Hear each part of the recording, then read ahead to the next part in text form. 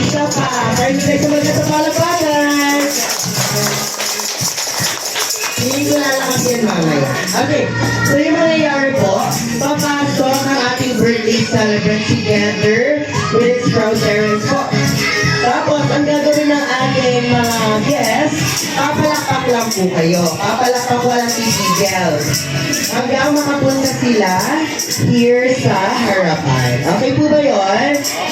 Okay, practice tayo ng palakpak. Yung malakas. Alright, I love it.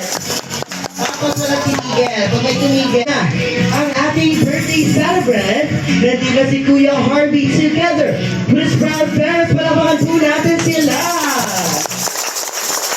Woo!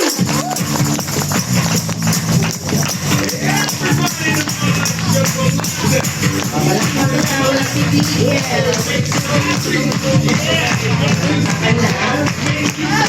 Alright, bilang paunang surprise, may itinago po si Kuya Harvey na red sticker sa ilalim ng mga bangkuan at ng mga lamesa.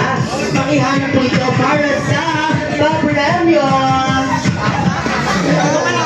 Wala. Sabi ang aking hindi yan. Naku, nasa na kaya siya? Eme yun. Nasaan kaya? Isa sa mga buwan ang naglalaman ng red sticker. Nasaan kaya?